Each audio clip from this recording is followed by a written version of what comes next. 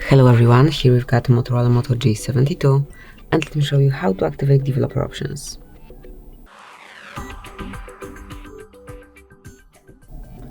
At first you have to open the settings, then find and select about phone, here locate build number and tap on it 7 times.